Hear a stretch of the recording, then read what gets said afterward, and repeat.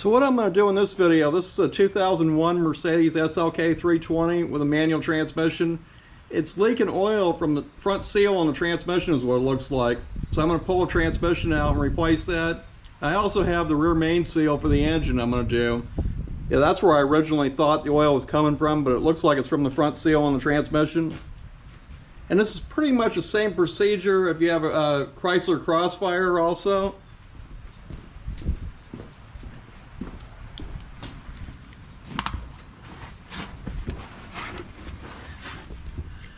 And when I took this little cover off where you bleed the clutch at, a whole bunch of oil came out of there. And it's not brake fluid, so it's not from that slave cylinder being bad. And there's another little cover up on the front. I don't know if you can see that or not. I took that up and I looked at the rear main seal and it actually looks good. But I guess if I'm going to take this apart, I might as well replace both. Yeah, it's also due for an oil change, so I'll do that. And the seal for the transmission's still coming. I ordered it. And that's the rear main seal. And I have the toolkit for putting the rear main seal in, which I'll show how that works. So one of the first things that has to come out is the exhaust, because it's too close up near the bell housing part on that transmission to get it out. And this car was on the East Coast for the first 3.5 years, so it does have some rust. And I sprayed all these bolts with penetrating oil first.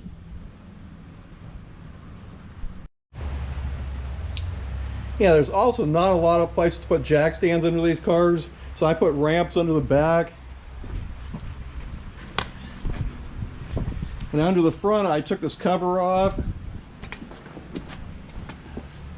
And I put the two jack stands. These are those OTC 12-ton jack stands where I can get the car off the ground pretty high. So now I'm going to start trying to take the exhaust apart. Yeah, I got the exhaust out. The only thing that happened is one bolt bent. So I'll buy one new bolt for back here and that's it. Yeah, I'm surprised that came apart without breaking.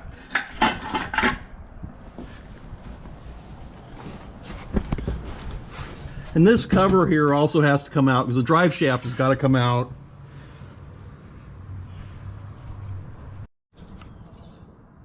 Yeah, I got the drive shaft out. It was a little bit of a struggle to get that out. How I ended up having to jack it up so I could turn the wheels to get to all the bolts, and then I had to stick a pry bar in there and it came out. So it looks like you can leave this a shifter and everything is still attached and pull a transmission out. And then you'll have to disconnect the reverse lockout cable and the linkage and everything. And the shifter on the inside, you just pull the rubber boot up and there, you push down a spring and there's a little pin that comes out and it comes out real easy. So it looks like about all I have left to do to get this out is disconnect the clutch hose there, and then take the bolts out of the transmission. Then we can see exactly what's wrong.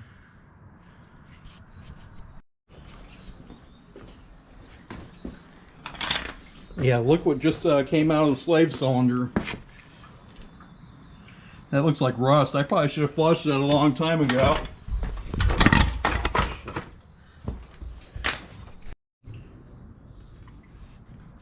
Yeah, and here's what it looks like with the throwout bearing off of there. It's also got this rubber plug here that probably leaks. So I'm going to get that too, and that seal. But this is definitely transmission fluid here. That's, I mean, it's not brake fluid.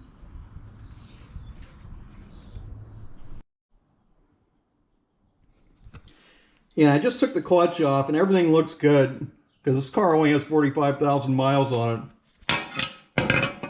And this is a self-adjusting clutch. I'll show you how to reset this when I get ready to put it back together. And this clutch, this is the original clutch. It's made by a company called Luke. They sell that, the OEM one on Rock Auto, comes with the slave cylinder and everything for $350, which is not a bad price, but I'm not going to replace it. And I also marked everything just in case something's balanced, but it doesn't look like it is. And I'll show you how to actually put the rear main seal in and reset this. Yeah, I got the flywheel off, and this is what they call a dual mass flywheel. It's got springs inside here and it turns. The clutch disc doesn't have any springs in it. And you need a long T55 torque socket to get that off. The Craftsman ones I had weren't long enough, so I bought these at Harbor Freight a long time ago and never used them. They did it. So now I'm going to take the seal out and I'll show you how to do that. Hey, how I like to get these seals out, it's going to be hard to see this, is I take a scratch-all, hammer, I poke a hole in the seal, and then I screw a wood screw in there, and then you can use that to pull the seal out.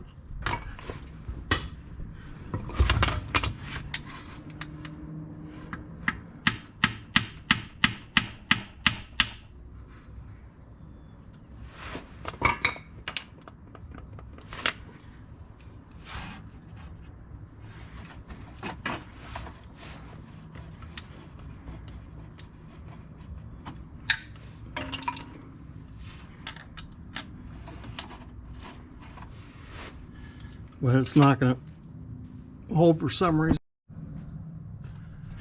Yeah, I had a hard time getting that to go in the center of the seal, but yeah, I got it out.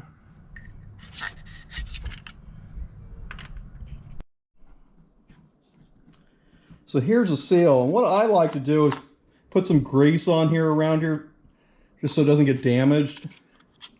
And I always put a little bit of gasket sealer around the outside. With a seal like this probably doesn't matter because it fits in there pretty tight. But like the Asian import cars where the front seal and the cam seals, they fit in there pretty loose, so you have to do that or they'll leak for sure. So now I put grease on there and I put it back in this piece. That just keeps the seal from getting damaged. And I'll go put gasket sealer on the outside.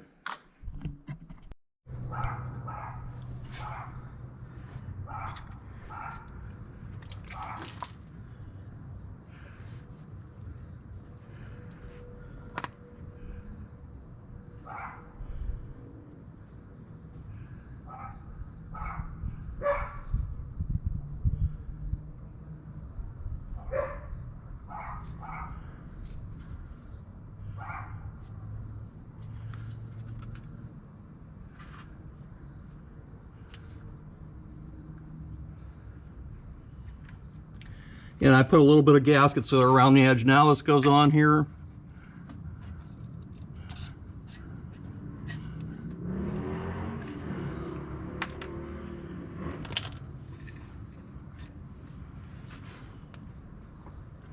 Now this tool's going to get bolted on here.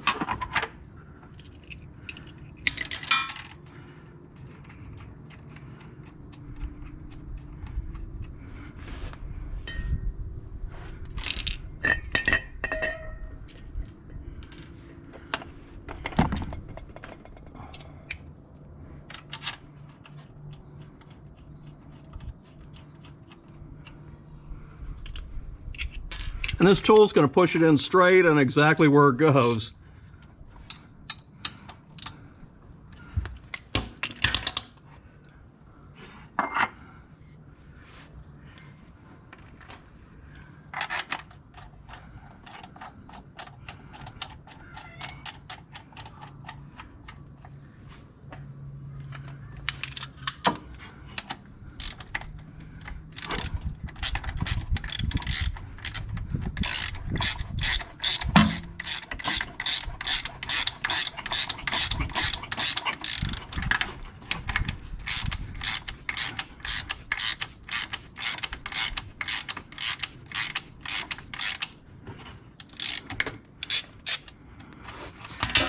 And that sure made that easy. Yeah, it's kind of hard to do when you're laying upside down.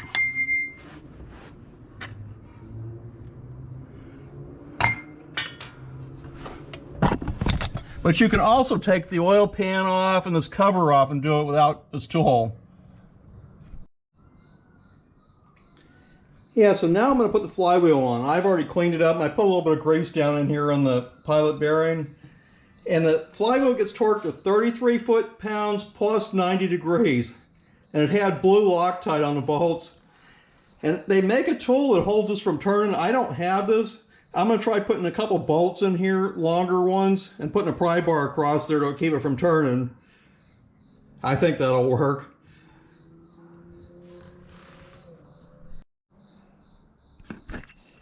Yeah, and I also have this tool for taking the oil filter off that I bought back when I bought the car. And I don't know if you can see the part number on that. This came from Mercedes. Yeah, this is the actual number, because I'm going to change the oil too.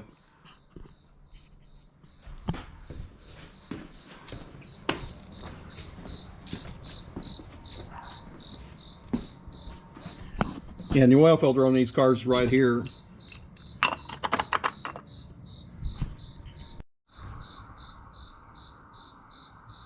Yeah, and this oil filter, it gets tightened down to 18.5 foot-pounds. So you don't want to go too tight on that or you'll break it. And to change the oil, I got one of these things that sucks the oil out. The air compressor hooks up to it and it creates a vacuum in here. That's how all these shops are doing this. They don't even take the oil plug out. Yeah, when I'm done sucking the oil out, I'm going to suck all the brake fluid out of here too, because I want to completely flush that out. It definitely had moisture down in there on that slave cylinder, because rust came out of there. Yeah, now I'm going to reset this pressure plate. The only thing I could find that had a hole in the right place was this chop saw stand that I made a long time ago. Yeah, my welding table, all the holes are drilled in are right near the edge. So what I've done, taken 6 nuts that are exactly the same height, and I've stuck them around near the edge. And now I'm going to have to probably cut some piece of metal out on both sides and put a long bolt through here to press this down. You got to press these fingers down. I'll show the actual when I actually do it.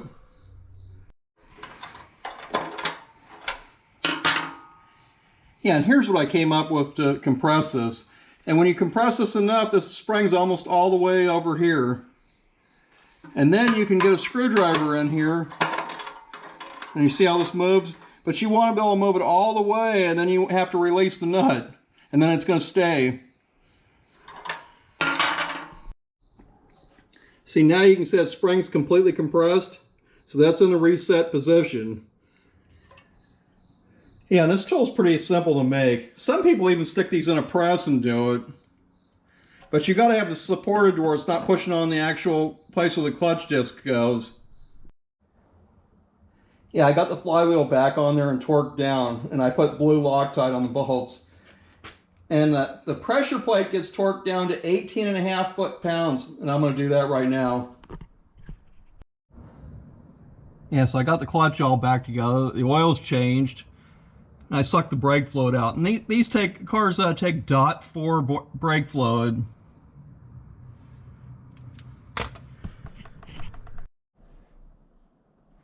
Yeah, about the only thing that came in was that plug for the transmission. The seal won't be here until tomorrow. And I also got the correct oil that goes in the transmission. They tried to sell me automatic transmission fluid, and they said that's what goes in there. But I've had this car since it was 3.5 years old with 29,000 miles on it, and it still has the original oil in it. It's not automatic transmission fluid that it takes.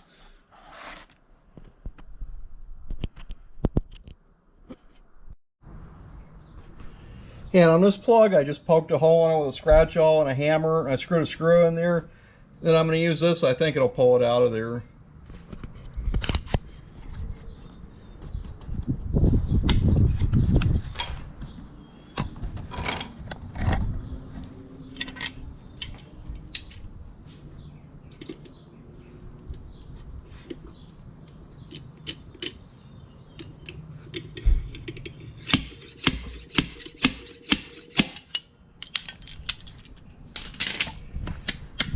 And I set this transmission up on a block of wood just so that a bunch of oil doesn't leak out of it when I did that.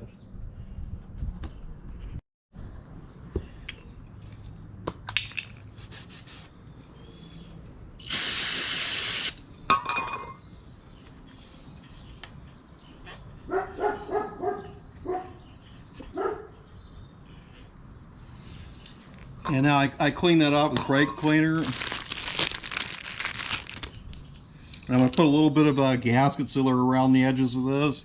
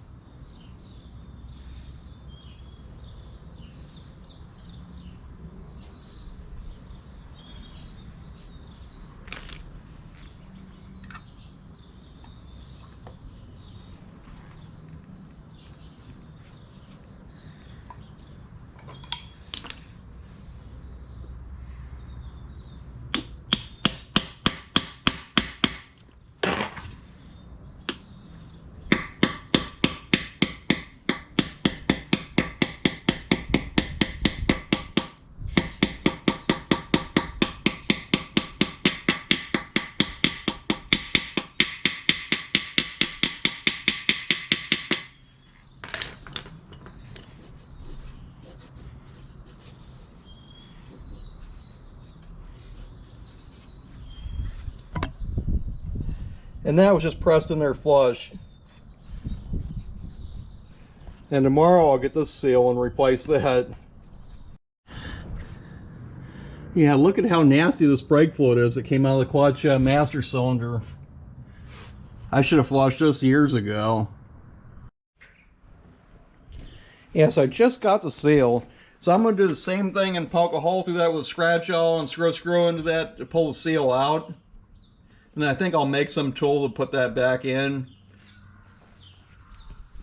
Yeah, so seal came right out the same way I did that plug. Yeah, then this just goes on here. And the seal goes flush with the case.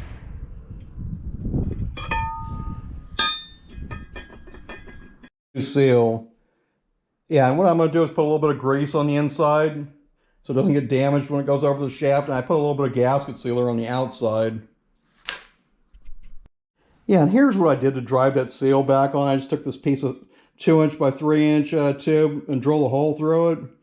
Yeah, it wasn't worth me digging to the bottom of this pile down here to find a piece of 1/4" plate to make that out of, so I just did this.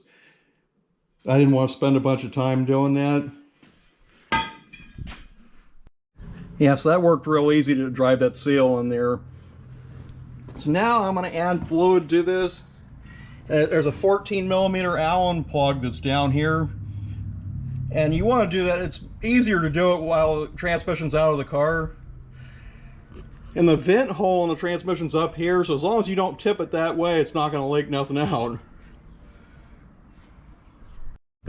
Yeah, I'm also putting the throwout bearing back in here.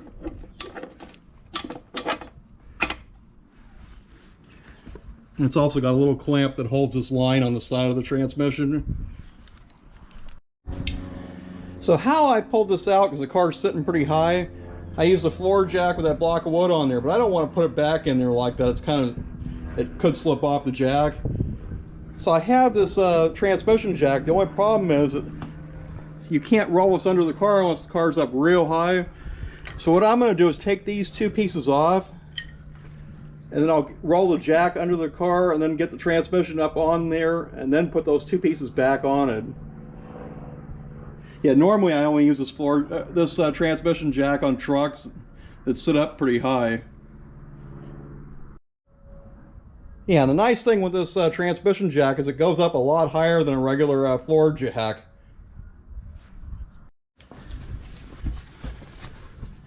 Yeah, I got the transmission on the transmission jack. Yeah, it's hard to do that. Yeah, if I was 20 years younger, I could have did it easy. Yeah, I got the transmission went back in easy.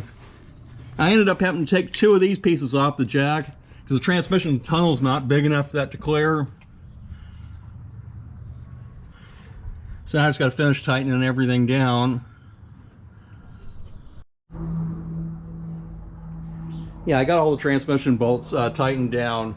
So what has to happen next before the cross member goes in on the transmission mount is you got to put the drive shaft in. Once the transmission mount's in there, the drive shaft flex disc won't clear it to even get it up in there.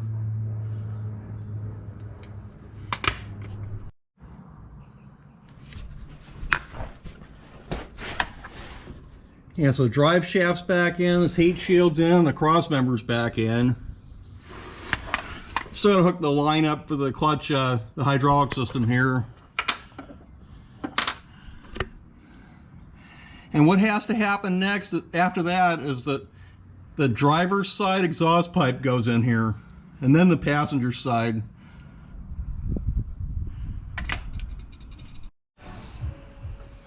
Yeah, I got the exhaust in.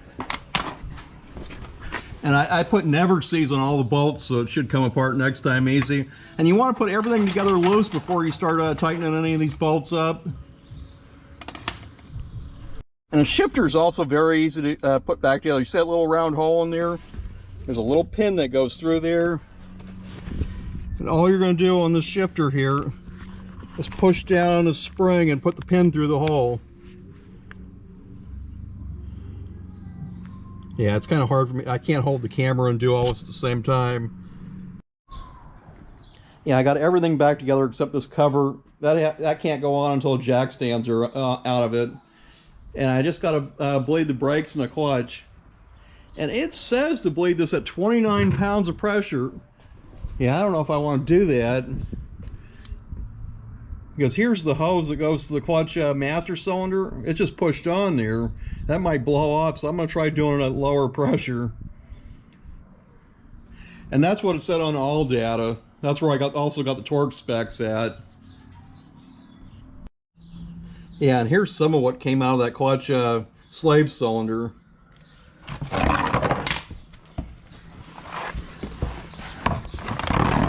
And to bleed this, here's a little, there's a little rubber cover that's going to go on that when I'm done.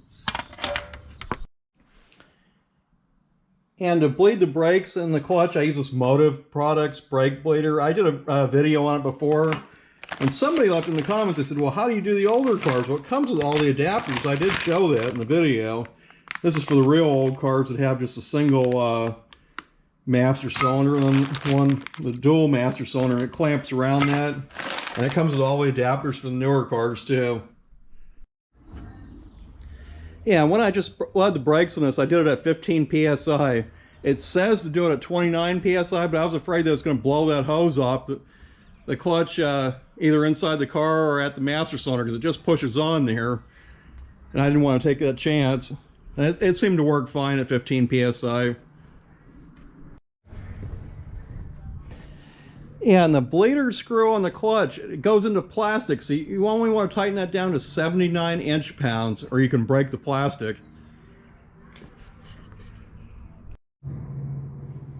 Yeah, I got it all finished.